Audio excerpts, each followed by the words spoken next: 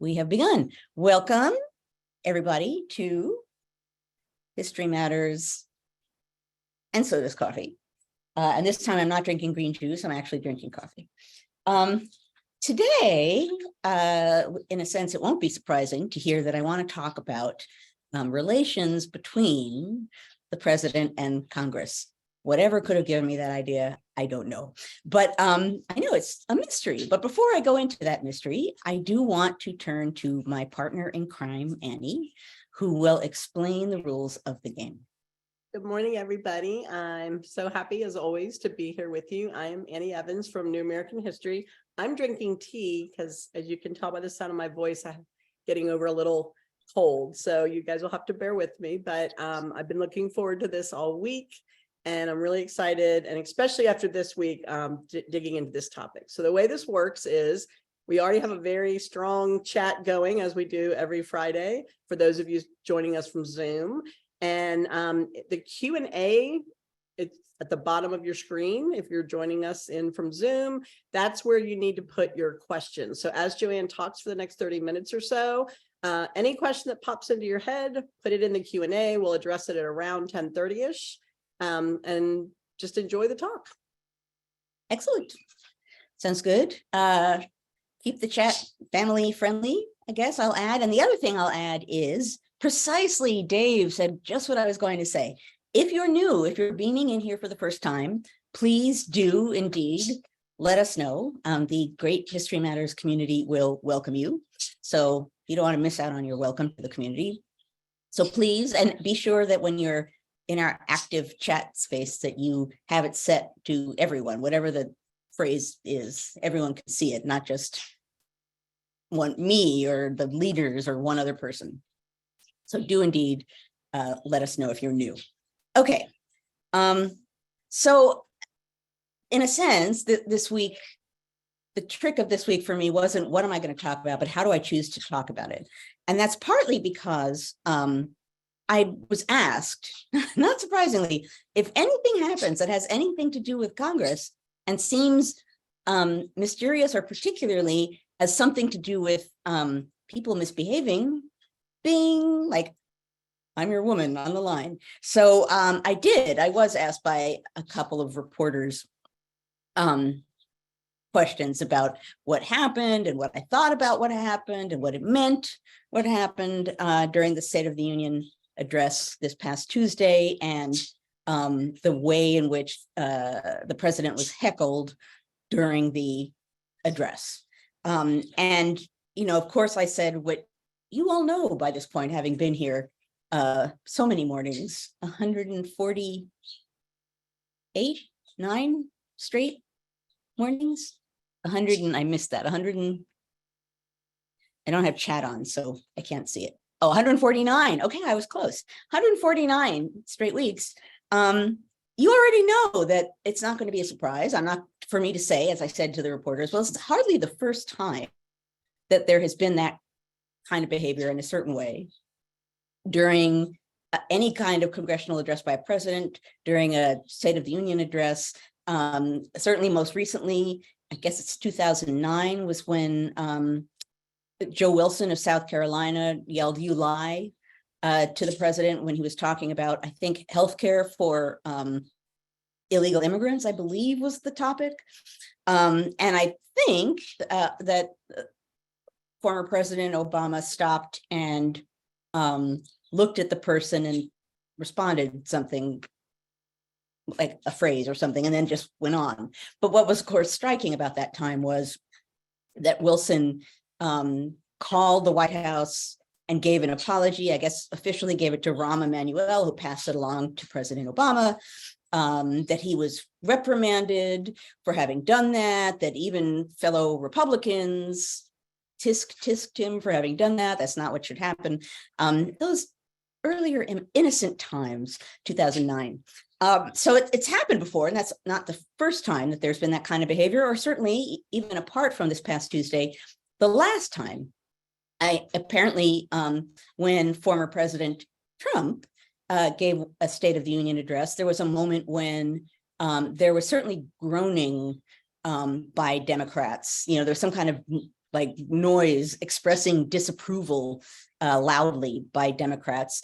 And I didn't go back to find footage of this. This is all based on me reading, but apparently Speaker Pelosi was trying to quiet people down in the same way that we saw Speaker McCarthy, shushing people as that behavior was taking place as the president speaking. So not the only time that this has happened.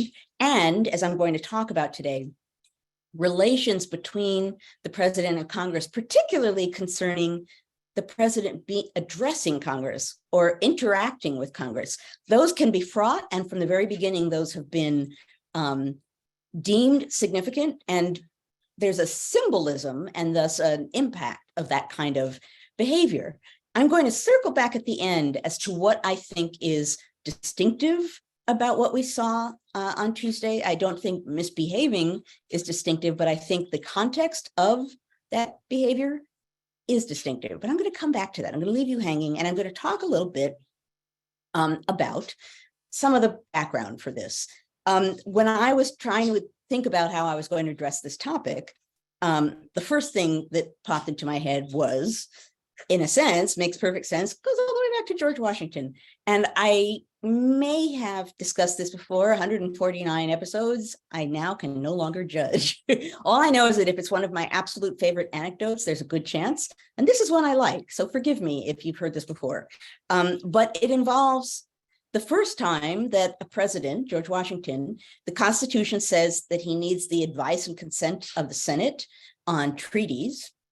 There's an Indian treaty that he wants the advice and consent of the Senate on. And what does that mean? Well, he goes to the Senate with the treaty and essentially has it read aloud and then asks for advice and consent, which it's literal, but it's not a wrong reading of what the Constitution says. We've talked before about Washington going through his copy of the Constitution and very carefully writing in the margin, President, next to any part of the Constitution that has to do with him. So they are very explicitly still figuring out how the Constitution works in the most basic way. So Washington does go to the Senate, ask for advice and consent. The treaty is read aloud. We know this because it's in the diary of Pennsylvania Senator William McClay. I've talked about him a lot. Wonderful diary in which he records everything. And he records this in great detail, partly because he's involved in it, and partly because he ends up being very dissatisfied with Washington's behavior. So Washington waits, right? And the senators are sort of looking at each other like, okay, like, are we supposed to like poof, come up with an opinion now? So someone says, there were carriages going by and we didn't hear it really well. Might you have it read again? Like buying for time. And so it's read a second time. And then again, there's a pause, advice or consent. And I think it's McClay who stands up and says, we might like at least just a little bit of time to discuss it, to talk about it. And Washington gets very angry at this and in true Washingtonian manner says, semi-scolds, "This defeats the entire purpose of my coming here," and storms out of the Senate. And we know this because McClay records it, and then McClay adds after his account of it, like, this was most disappointing, he like threw a temper tantrum and it's not how I expect the president to behave. Like, this shouldn't have happened. But there you see a president with expectations. I'm going to ask their advice and consent, and they will say yes or no, and it will happen, and they will do what I want, and then I will leave. That is not how things work. And he tried a number of different ways as president to figure out the best way of interacting with Congress. He used to, among other things, when there was something going on in Congress and he wanted to know right afterwards, for example, how the debate was going or how voting was going on something, he would plant cabinet members in places where they would be likely to be members of Congress passing by so that they could be, Mr. So-and-so, tell me a little bit about what's going on, or where the cabinet members could sort of offer information in the middle of a debate of some kind. So they're really gingerly trying to figure out what should be the relationship between the president and Congress. Now, part of the reason this matters, and part of the reason they're being so delicate, or at least the president was being so delicate about it, is, of course, in the most immediate past, has to do with the fact that Washington certainly isn't a monarch and shouldn't appear to be a monarch and cannot make demands of an independent branch of government, right? Separation of powers means something, and the executive branch is the executive branch. It does not control the legislative branch, the people's branch, and that was a big deal symbolically, as well as in the realm of politics. So it was important that the president not have that kind of power. We see echoes of that today when, and I seem to remember, and I looked this morning and couldn't call up a newspaper article on it, but I remember that when former President Trump wanted to give a State of the Union address, and he can't just declare he wants to do it. He has to, as any president does, get an invitation from the Speaker and the House. He can't just march in to Congress and address them. He has to be invited in by Congress because this is Congress's power, this is Congress's ground, and he can only appear there by invitation. And that's, again, a sort of symbolic representation of the fact that separation of powers matters. The president can't override the other branches of government. Their independence matters, their separate powers matter. And again, you know, the symbolism of this, when the president enters the House, you know, everyone comes in first the members of the House are there, and then senators appear, and then Supreme Court justices, or those of them that choose to attend, are there, and there are special visitors there. Some of them announced, right? So I believe the Supreme Court justices was declared that they were there. I think the senators who were there, I think they were named for being there because they don't belong there. And so they are declared being, you know, welcome visitors. And then the very last person who enters, of course, is the president. And it's announced President of the United States, and he comes into the room. And there's the, I don't know, the sort of rigmarole of that, right? The pomp and circumstance of that, but also, again, the symbolism of the fact that he can only enter by being welcomed, invited, and ushered in. So I love that sort of stuff. I love the sort of weird ritual that, when you think hard about it, doesn't necessarily have to happen that way, but the fact that it does usually is grounded on something from the distant past. And I love seeing those things survive and the way in which they change meaning. At any rate, so initially you have people, Washington, trying to figure out how to relate with Congress, and it matters a lot. Then move a little ahead in time for a different kind of mode of a president interacting with Congress. Move ahead in time to Andrew Jackson. So other presidents weren't necessarily going to dramatically change the way in which they interact with Congress. They might be better at sneakily having influence, or, you know, they all had their way, or their aiders and abettors, assistants, and various people who helped them interact with Congress. As a matter of fact, and I don't know if this is true, and I almost was going to pick a different mug and then decided I couldn't because I didn't know if this is true, but the folks at the First Congress Project who were responsible for putting together all of the correspondence to or from, or the legislation passed by, or bills considered by the First Congress, I remember once they showed me something being debated by a committee, and it appeared to have been edited by Hamilton. It looked like Hamilton's handwriting. They wanted to know if I thought it was Hamilton's handwriting. That's not normal. You don't go to the executive branch and ask them to, hey, why don't you change around this, what we're doing here? And then, so that was not seemingly normal. Again, in those early years, normal is a hard thing to define. But at any rate, moving ahead to Jackson. So Jackson, different kind of president, certainly a person who is asserting his power and his will and his personality and his reputation as a fighting man of sorts. He's a war hero from the War of 1812. He brings with him really the thing that's closest to, before that point, what looks like party politics, in which you have a network of organization and people on different levels doing various things. It's a different kind of politics under Jackson. And he's certainly a president who's not interested in being submissive really in any way to anyone. And so when it comes to Congress, there's one episode, and of course, I did not brilliantly, so one of you will find this out because you are the brilliant History Matters community. Although it'll be interesting to see if it's actually in books other than mine.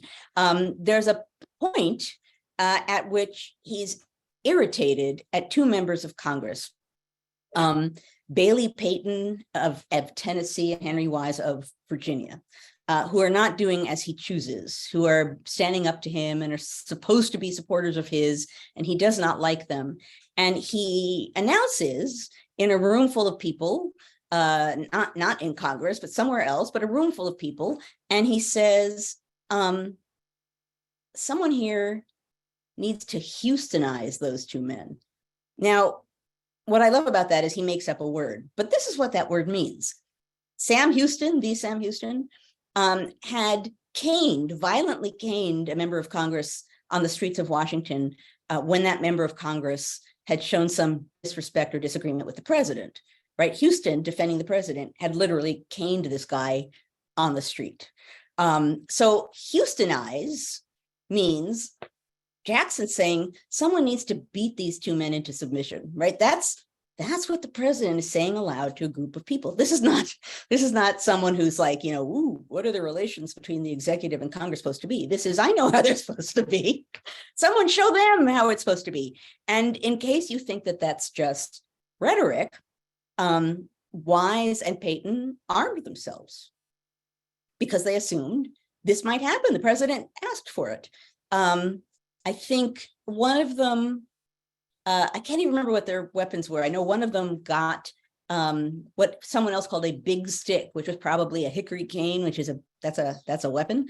At any rate, that's a different kind of relationship with the president and Congress, but it's one that he wasn't shy about making.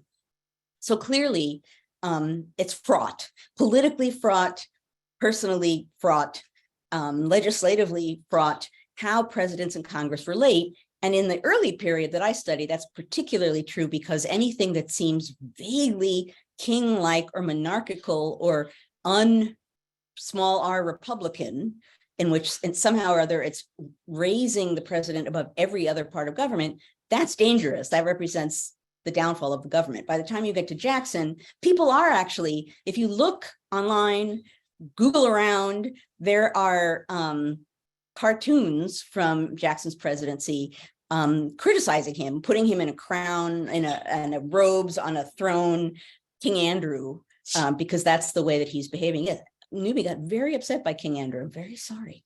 At any rate, so people are commenting on it, but the symbolism of that matters. And that is part of what we always see playing out during a State of the Union address. Now, let me cruise on by to the next thing I want to talk about here.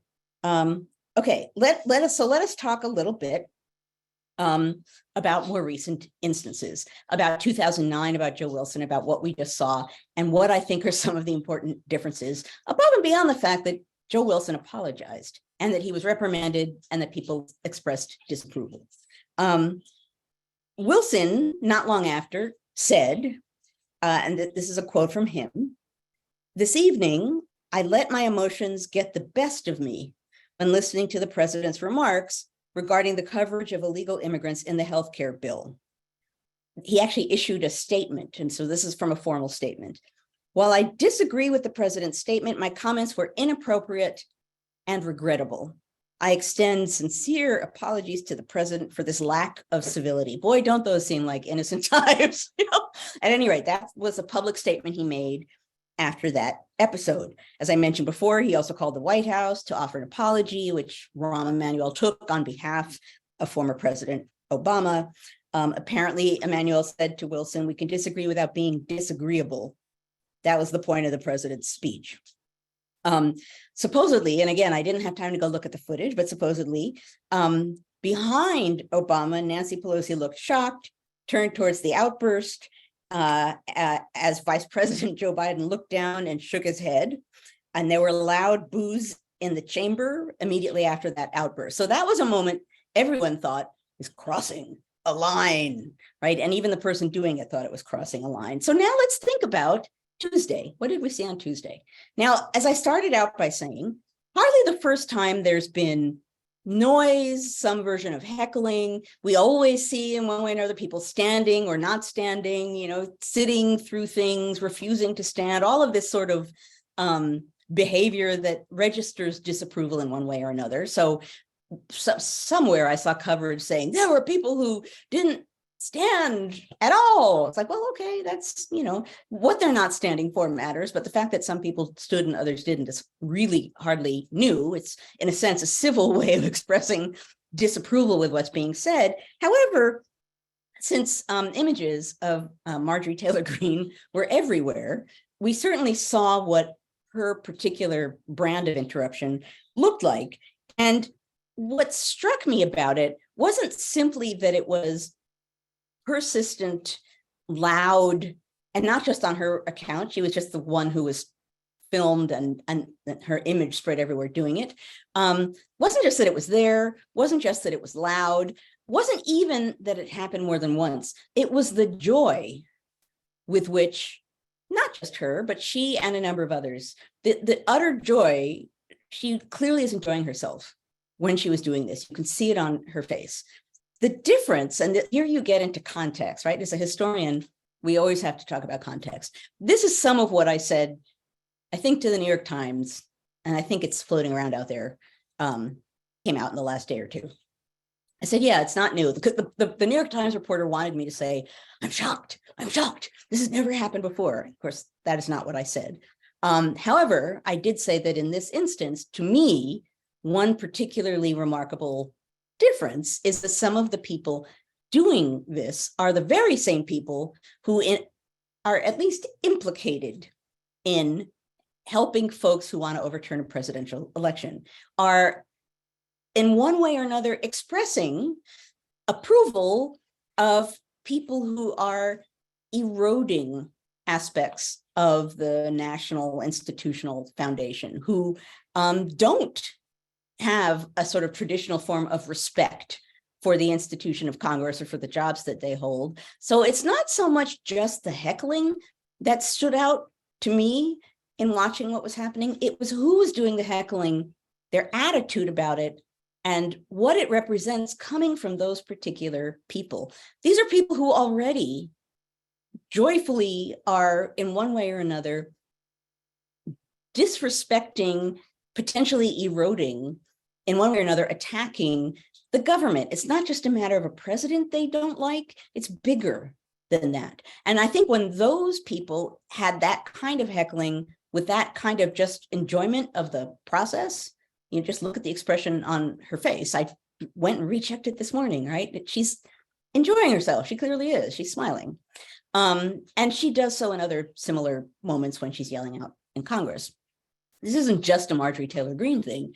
It's broader than that, but it's why this heckling is different from some of the heckling that came before. It's because of the implications of it. It's because of the context of it and the people who are engaged in doing this. Now, I don't think, and there are a lot of people who are concluding from this, ooh, like this is a sign of horrible things to come. Maybe, the New York Times very badly wanted me to say that. Like this shows how horrible it's going to be. And it very well might be. I do not know. I wasn't going to say that. I think I ended up saying, this doesn't necessarily open the door to extreme incivility over the course of this Congress, but maybe it opened the window. No, it's not ushering it in, but it's allowing for that possibility. There's no doubt that there's going to be all kinds of demonstrating and heckling and statements of various sorts intended to get camera attention and public attention, since that's a lot of what some of these particular members of Congress are about. More than enacting actual acts of government, they're about getting attention and then making broad statements having gotten attention. And we can see that. It's the nature of who is doing that behavior that's worrisome, and that, again, in line with what we've talked about before this point, I always try to conclude with what can this make us think now? And that's sort of where I want to end with this too. what we should be doing is watching and thinking about generally Congress and the president, but more specifically, how people who already appear to have a questionable kind of respect for institutions of government, how are they behaving? They signal to us how they might behave. Everything that they do is not going to be necessarily that loud and obvious and in front of a camera. So to me, one takeaway of this is not, oh no, they heckled the president. That's bad, and I don't like it. Again, not new, but it's who was doing the heckling, what was that heckling like, and what was the response to it? In those ways, this is very much of the moment. And so that's, I think, where I'll leave things before I go to the mug moment, which I might have beat you to it. Although I saw there's a newcomer here, I think named someone, Beth. I glanced at the bottom of the screen. If there's a newcomer, I welcome you. But at any rate, that's where I'm going to leave it, which very historian-like message. Context matters, and particularly in this case, it's not useful to tisk anything bad in any way, because then you can be dismissed. Whoa, this is old news. But if you're plugged into the specifics of it and the context of it, that's the sort of stuff that matters, and that's the sort of stuff that might enable you to understand, let me put it that way, the implications of what's to come. Okay, now I'm going to turn to the and I struggled a little because this was an obvious contender. Thank you. I did see the mug there. I turn off the chat, but I can sort of see on the bottom that you guys are saying something. Okay, this is the obvious mug I had to choose. Some of you probably already guessed it, but how could I not? It's the mug I bought in the US Capitol. I think it is the mug for this occasion. I thought about getting a Hamilton mug since he was the guy who appears to have like butted into a committee, but this seems like the moment for this mug. So that is the mug of the day. Okay, it is the mug. All right, let's see what we have in the Q&A. We've got some questions. All right, our friend Gloria asks, how would you classify Nancy Pelosi ripping up the president's speech on camera at the State of the Union? It's a good question. And someone asked me about that, not the reporter, but someone asked me about that yesterday. Certainly, that was a statement. It had an impact. She didn't apologize. People got upset. However, there's a really important difference. She didn't interrupt the president. She didn't heckle him. She didn't prevent him from delivering that address. She made that gesture after it was done. So we can talk about the fact that that was, in one way or another, signaling disrespect. But I would say that that's not on the same level as yelling out at the president. I think someone yelled BS at some point at the president. There were a lot of things said on the floor. This is different, not invisible. It counts as a public statement of some kind. But I don't, in the world of both sidesism, I don't think ripping the speech and screaming BS at the president are the same. I think in one case, person gave the speech. In another case, they were being interrupted in the middle of it. And I think that matters. But it's totally worth raising because, yeah, that was a statement and it was done publicly in a way that we all noticed, which is why you're asking the question. Yeah. All right. This is a little bit of a long one. This is from our friend Dave. He says, nothing in U.S. history. I love when people put things in parentheses. He says, nothing in U.S. history, I think. I love that. It's like one of my kids. I'm not calling you a kid, Dave, but I'm just saying I love it when my students used to do that. Nothing in U.S. history like the British House of Commons Prime Minister's Question Time. Seems like that could be way more informative and entertaining than the president interacting with the press in the briefing room. Would need some level of decorum, but what are your thoughts about President Question Time with House and Senate at least once a year? What an interesting idea. President question. Office hours. Yeah, that's right. President office hours. Well, you know, that's an interesting question. When the first thing that makes me think of is the fact that members of Congress, in the time that they were threatening each other, saw the sort of yelling and stamping of feet, and things that go on in Parliament as being far, far more outrageous than simple threats in Congress go. There, I can't remember now where I found quotes from members of Congress that were like, what they do over there? They stamp their feet so no one can hear what they're saying. How can they do it? And I'm thinking, wait. You say that about a lot of things you guys are doing here in the United States. So, it's an interesting question because of different levels of acceptance of hostility and civility. In the United States, I mean, it would be interesting. I don't know if you could initiate that now without some tradition of it. You'd have to have like strict rules about how far you can go. And even if you made them, I'm not sure if people would follow them or not. So it's almost like that's a long-standing tradition of behavior in Parliament that it's uproarious in some ways and not in others.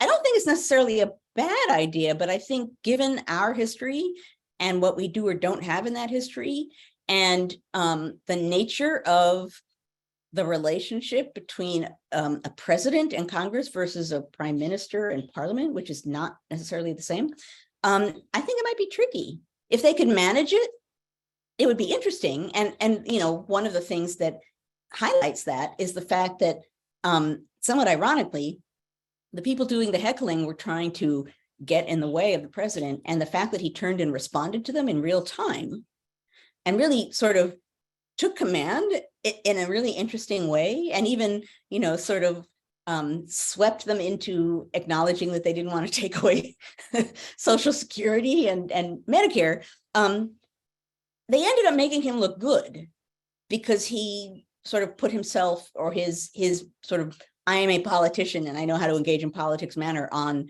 display. So in this case, that kind of behavior helped him. That might not always be the case. So I would be on the fence about how one would go about initiating that. If we knew how to do it and somehow draw lines that people would obey, I think that would be interesting. But I'm not sure right now. We're at a point where lines are easy to instill in anything having to do with politics. Yeah, but I do think like was Obama the first one to have a Twitter account? I can't remember. Was Twitter? He was the person using email to contact us directly, right? That was his campaign did that. Oh yeah, so people are saying yes to Annie. I forgot to open chat. Now I'm back. No, I think they're saying yes to the comment I put about that. I felt like I was back in my 7th grade class. Got it. Okay. It was like the teacher's aide shushing everybody, and then the children are unruly, and Biden used classroom management on them. Yeah. Yes. No, that was something I think the teachers in the chat would identify with. Okay. Our friend Obama was the first. Yeah, I think he was. So I think in some ways it's almost like having president question time, because like we have this interaction now with our leaders that we never had almost in real time. They can sort of, because they're not responding. Right, their staff is responding. Well, the last president was responding himself, apparently. Well, that sometimes one could see that, actually. That was a different level of social media usage by a president than we had before. That did not necessarily help the president, but that's true. Yeah, but it is a good point that in a whole bunch of different ways, social media has changed the relationship between the people and any political figure on a, on a national level, that's another sort of thing that I'm always fascinated by, is how technology changes democracy. And this is a big way in which that's the case. And maybe that some version of that is part of the answer to the last question. How do we do this so there can be questions? Maybe there's, some way in which you end up mixing in social media. I have no idea. I'm doing this off the top of my head. But at any rate, these are all good questions. And that's a really good point, which is that social media, sometimes in really fascinating ways, has connected us with politicians generally, but the president specifically, in ways that certainly have not been the case before. Okay, here's a great question from Rana. She wants to know, how much are the ceremonial aspects of State of the Union grounded in ceremonies around the opening of Parliament, like knocking on doors, refusals, etc.? Oh, well, for sure. All of that sort of precedent harkens back to, not all of it, me, a historian here, much of that behavior harkens back to Parliament. I mean, if you're ever curious to get some of that yourself, and I know I've recommended this before, Maclay's diary. I almost was going to bring it over here and just read aloud Maclay talking about the episode that I just described. You can see again and again and again in his diary, people are trying to figure out what should happen or how should something happen, and knocking on doors and all that sort of stuff. And there will be a debate. And almost always someone will say, what do they do in Parliament? And then someone else will say, does that mean we should do it like them or not like them? Because this is the British in a monarchy. Do we want to be like them or not like them? But they were always looking towards Parliament. And a lot of this custom does come in one way or another from what happened before, knocking on door and that other such thing. Having the mace, the ceremonial mace, and a lot of those such things come from Parliament and made their way into the U.S. Congress. Yeah, I'm always fascinated by that kind of stuff. Like, anyway, when they wear the wigs, and all that kind of nonsense. To me, as a kid, I thought that was like so weird. But then as I got older, it was kind of fascinating. Yeah, it's fascinating because it's the past, just sort of sitting here in the present. I see that CCS, do I have a copy of Maclay's diary? Is it published? It's published. Thank you for asking that. It's published. It's published in book form, and there's a version of it online, a 19th century version. So it's not quite full or accurate, but if you don't want to invest in buying a copy of Maclay's diary, I think it's Johns Hopkins Press, actually. It's through the Library of Congress. If you Google A Century of Lawmaking, that's the website, through the Library of Congress, you'll see on the left side of the page, it'll say Maclay's diary, and you can beam in. I think you can search within it, you can read it. So. Carol Lee posted a link from senate.gov, but Of Maclay? Yeah, but it'd be good. The one that you mentioned seems more interactive, so maybe somebody will find that link for us. All right, good question, Miranda. We're moving on now. Cece asks, tough question. She always does this to us. Tough question. Aren't all your questions tough, Cece? Between the 2009 example and now, can you think of how or why behavior standards have deteriorated? And historically, did those come and go? It seems yes. Is it a really long arc? In other words, have we been on a downward roll since 2009? Behavior, or has this happened all throughout history, up and down? Just general misbehavior? Yeah. Well, like behavior standards, I think she means in formal settings like the State of the Union. I mean, so my insto historian response is that generally speaking, it's hard to say that things always do this or always do this, right? We tend to look at the long arc of history and think of things like women's rights and assume that it's like this, and boy, is it not like this, right? It's right? And things vary way more than we might want them to.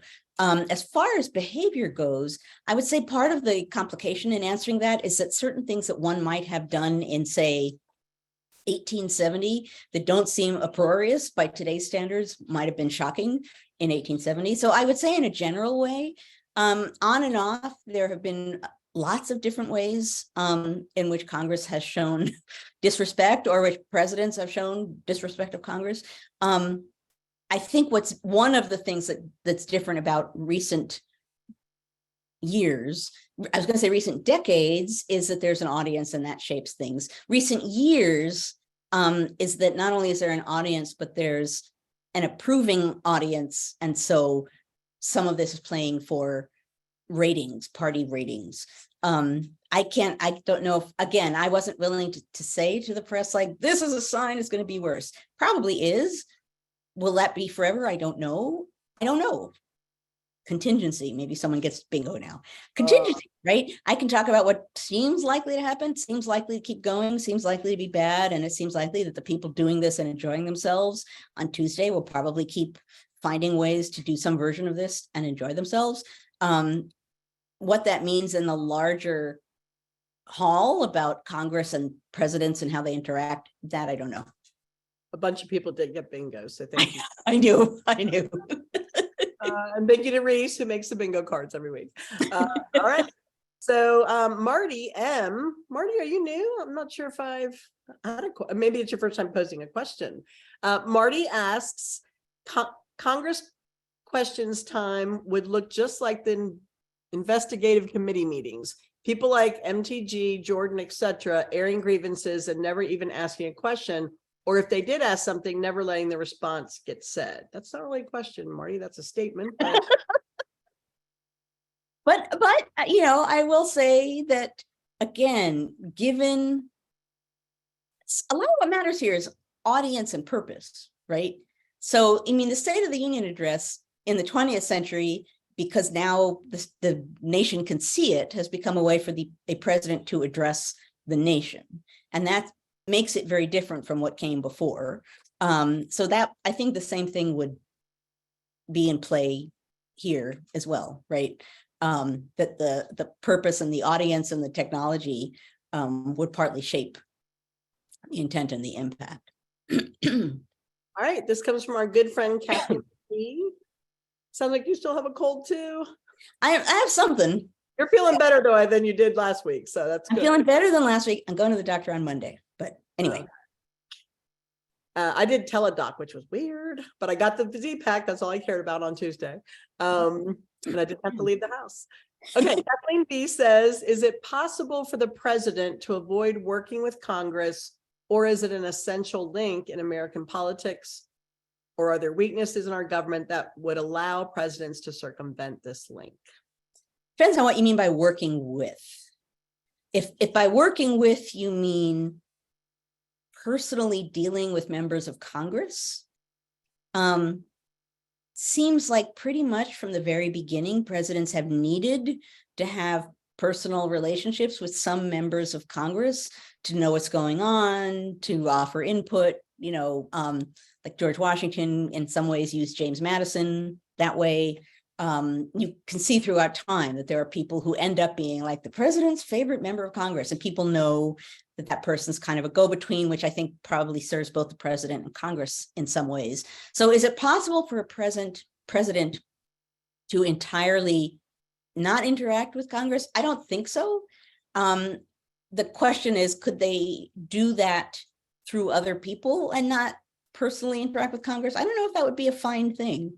Like, some part of me thinks that there has to be some form of connection between the branches. It can't be total cutting off despite separation of powers. But certainly, let's put it this way, there's a spectrum of ways in which a president can engage with Congress. We've seen all different modes of that spectrum over the years. Some presidents really being forceful and even assertive to the point of intimidating with members of Congress. So there's a spectrum, and it partly depends on the nature of the times, the nature of the president, the nature of the issues being debated, and the nature of a given Congress. All right. This one comes from Dale. He says the British speaker will call members to order, often with humor and class. Thinking of the early republic, has any U.S. speaker ever had to gavel a member for disrespectful behavior? Ooh. Oh, of course. Oh my gosh. Oh, yeah. Well, no, I mean, if you think about, so several different things happen. If you think about the book Lurking Over My Shoulder, right? A lot of the stuff I talk about in there, some of it even crosses a line for them. And then you do have a speaker that has to gavel people in. But the problem is that gaveling people into order, not always effective. So, for example, I remember there's one instance in which there was President pro tem, I guess, presiding over the Senate. The vice president was out of the room and things went bonkers. Things sort of imploded. And the vice president came sprinting back. Right? It's like, give me the gavel, right? Because he sort of knew he had to be the guy, which of course also didn't end things, but he knew he had to be there. There's an episode where there's another speaker. I can't remember if it's a speaker or the vice president.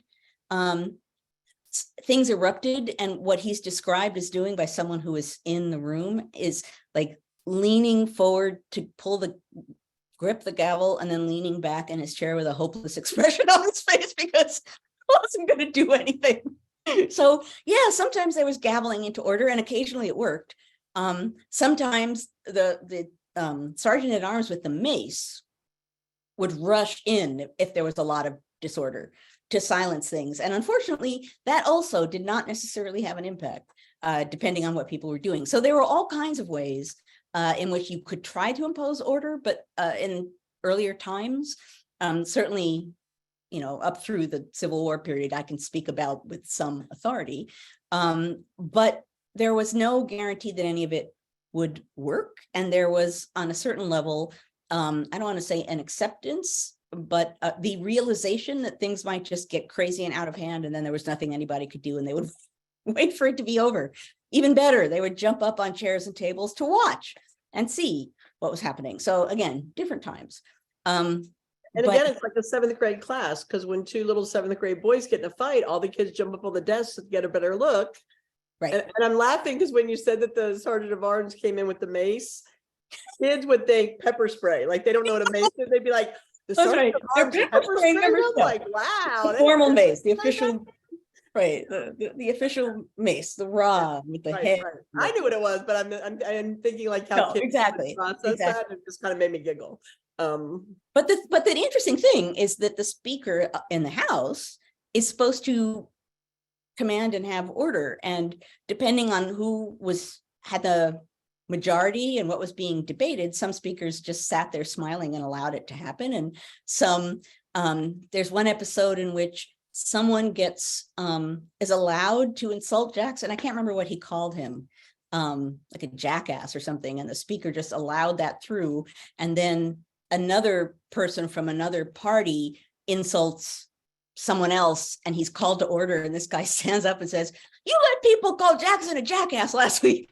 I can't say this week. So selective control is also a big deal. And so speakers certainly really in the first half of the 19th century were not seen as objective judges. They were seen as partisan people who had to maintain order in a way and generally showed favoritism.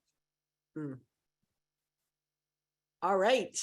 Dave says Representative Wilson's fundraising went up after his lack of civility.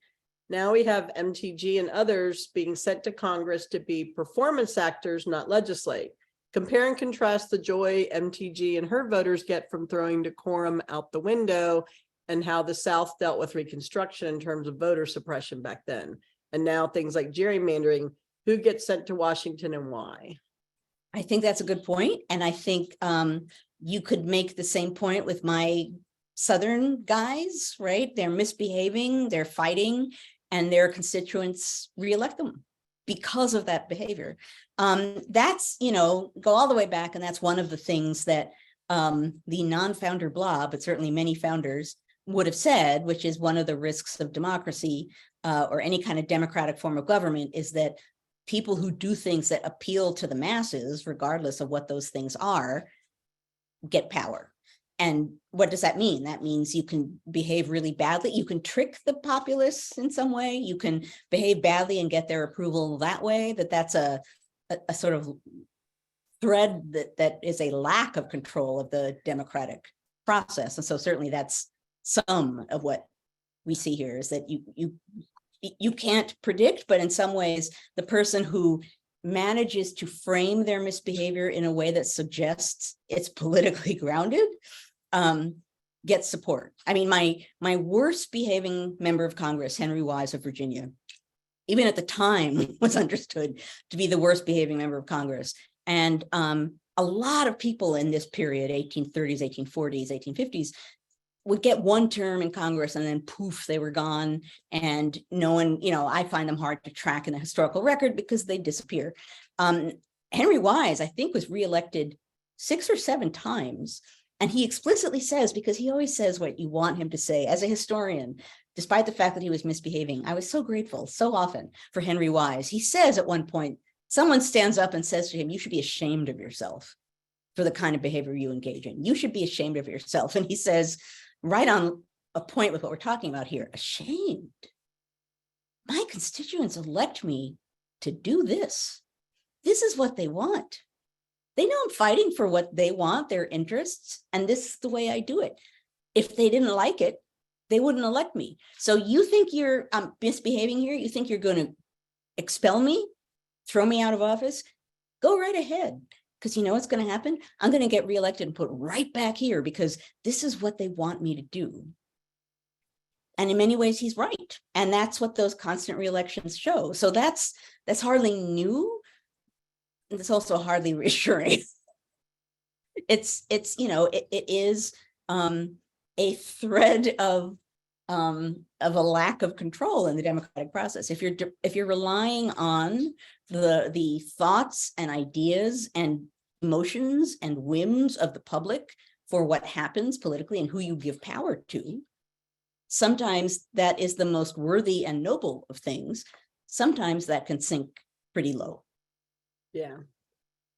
All right. Our good friend Gloria asks, she says, it seems as if the president is controlling Congress when he has a party majority. Has separation of powers diminished when the party controls the executive and congressional branch? Well, I mean, certainly you would have more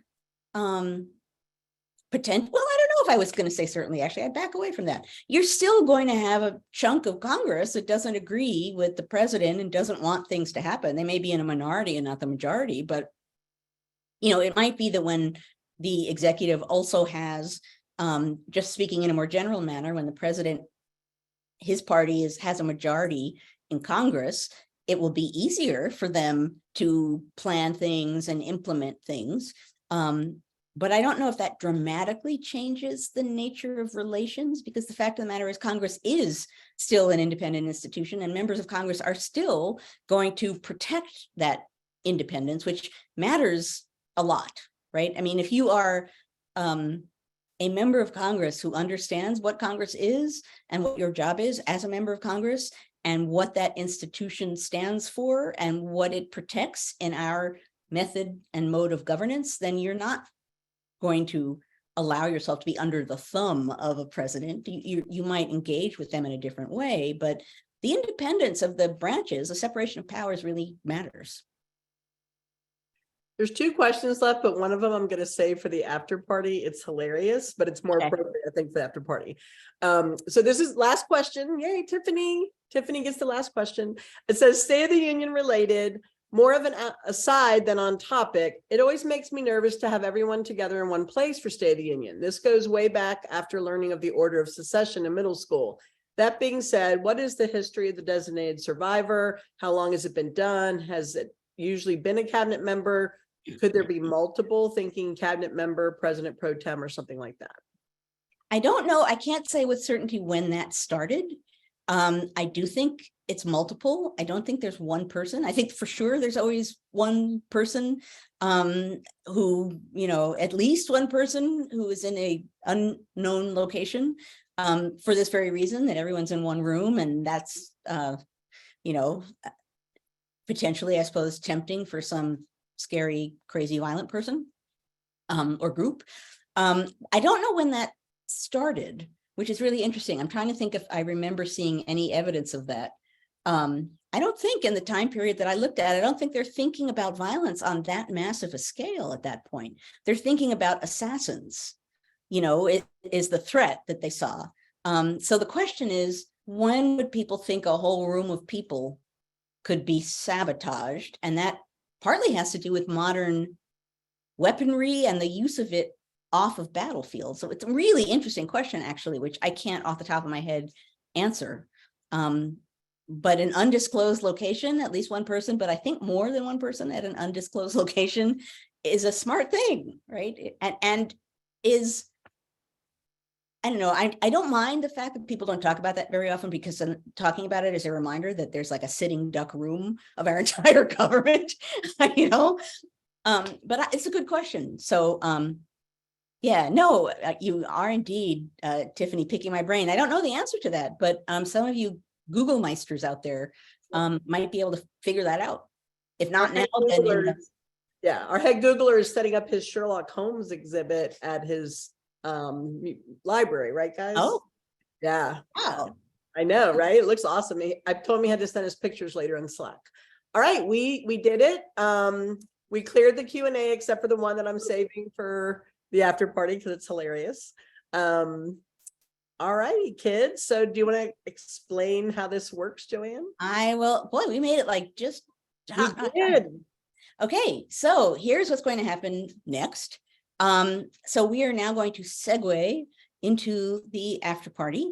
What that means is that we will no longer be recording for posterity what we're doing here. We will stop recordings and it will be live and no posterity can see what we're doing, so that we can have freer conversation. We can talk about whatever we want. Not that we were stuffy in our conversation before, but we can be even more free as we talk.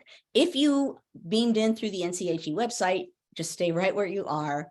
Someone's going to get bingo. Although I said poof already once, and poof, you will be in the after party. If you are watching us on Facebook, you need to leave Facebook and go to ncheteach.org/conversations, ncheteach.org/conversations. And once you are there, you too will poof be in the after party with us. Poof. I think that poof goes back like from the very beginning, I think, or close to the very beginning. Very close. Yeah. And I think Matt, I don't remember if it was me or Matt did jazz hands, remember? Matt did jazz hands when I got verklempt. Yep. Matt always did jazz hands. At any rate, thank you as ever for beaming in, for being here, for being part of the conversation of democracy as it continues. I hope, since I just said I didn't hear the earlier poof, you missed a poof. There was an early poof. I don't know if you even know you said it, but a lot of people got bingo early. Yeah, no, I did. As I said it, you have to know that every word that comes out of my mouth, some part of my brain goes, someone got bingo. Yep. This is what you have done to me. At any rate, I hope everyone has a wonderful week. We will be back here next week as ever with a new topic that I now should just say I'll come up with on Thursday, because somehow that's what always happens. When I come up with it before that, you guys are all so surprised. At any rate, have a wonderful week. Thank you for being here. These conversations matter. They matter whether it's about something that just happened or about really logical questions that need to be asked and discussed now. And the fact that we are a group of people who do not all necessarily agree, able to have these conversations, that's important. So, someone on Twitter responded to, and we can talk about this in the after party, the effort that a bunch of people here of the History Matters community made to create lapel pins of a book to get members of Congress to wear during the State of the Union. And the announcement of it said nonpartisan. And someone responded to me and said, nonpartisan, ha. And I didn't respond to that person, but what I thought was, yeah, you know what? We don't all agree here on History Matters.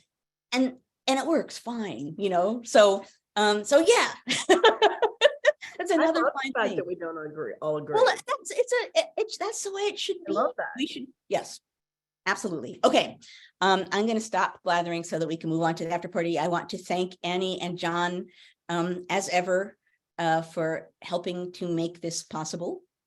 And for those of you who are leaving, have a good week. For those of you who are staying, let's have an after party. Yay. Okay, waiting for the voice.